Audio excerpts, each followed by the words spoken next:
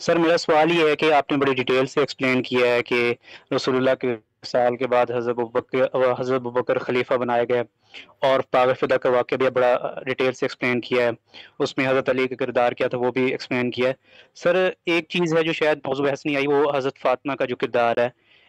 ہم تو یہ سنتے ہیں کہ حضرت فاطمہ جو ہیں اپنے وصال تک بھی حضرت ابوبکر صدیق سے ناراض نہیں، اور ایون کہ جب اس دنیا سے وصال ہوا ان کا تو رات کے وقت ان کا جنازہ پڑھا گیا، اب تک بھی ایون کہ ہمیں یہ نہیں پتہ چلتا کہ ان کی قبر مبارک کہاں پہ ہے، وہ کہتے ہیں نشان نہیں ملتا۔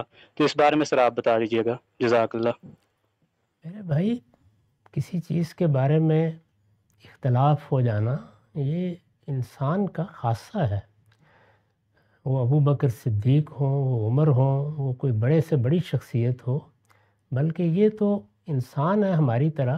ان انسانوں میں سے جن کو پیغمبر بنایا جاتا ہے وہ اللہ کا انتخاب ہوتے ہیں، ان سے بھی بعض اوقات اختلاف ہو جاتا ہے۔ چنانچہ رسالت مآب صلی اللہ علیہ وسلم سے بھی صحابہ کو بعض موقعوں پر اختلاف ہوا۔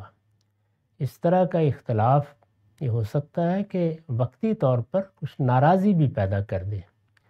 اس میں جو کچھ ہمارے سامنے ظاہر ہوگا بس ہم اسی پر تبصرہ کریں گے۔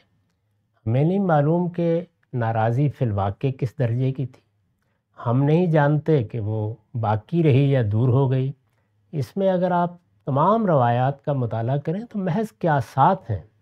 ہمیں خود اپنی زندگی میں یہ تجربہ پیش آتا ہے کہ کسی کے ساتھ کوئی بات ہوئی کسی مجلس میں، اس میں تلخی ہو گئی، اب دیکھنے والے تو یہی کہیں گے کہ یہ دونوں ناراض ہیں، ممکن ہے اگلے ہی دن وہ ناراضی دور ہو گئی ہو۔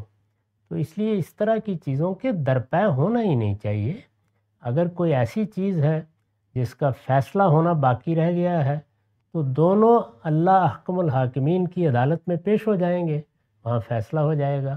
جس مسئلے کے بارے میں اختلاف ہوا ہے اس میں اختلاف ہو سکتا تھا، ممکن تھا، وہ ایک خالص علمی مسئلہ ہے، اور علمی مسائل میں اختلاف کو ختم کیا نہیں جا سکتا۔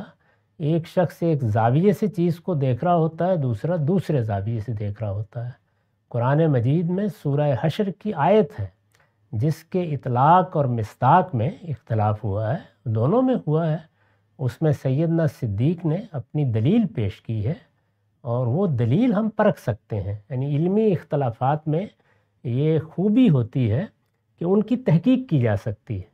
وہ اختلافات جو تدبیر کے ہیں یا کسی خاص وقتی صورتحال کے ہیں، ان میں تو ہم نہیں کہہ سکتے کہ اصل میں بات کیا تھی، کس پس منظر میں تھی۔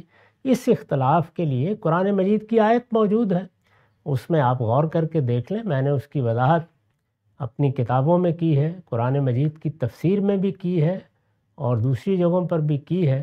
بالکل واضح ہے کہ سیدنا صدیق کی رائے بالکل درست تھی، اور انہوں نے قرآن مجید کا مدعا بھی بالکل درست سمجھا اور اس کے مطابق فیصلہ بھی بالکل صحیح کیا، یہ ہم کہہ سکتے ہیں۔ اب رہ گئی یہ بات کہ سیدہ اس فیصلے پر مطمئن ہوئیں، نہیں ہوئیں، ناراض رہیں، تو اس کے بارے میں قیاس آرائی سے اجتناب کرنا چاہیے۔ ہمارے لیے دونوں غیر معمولی حیثیت رکھتے ہیں، سیدنا صدیق بھی اور سیدہ بھی۔ دونوں کے لیے عزت کے جذبات اپنے اندر رکھیے۔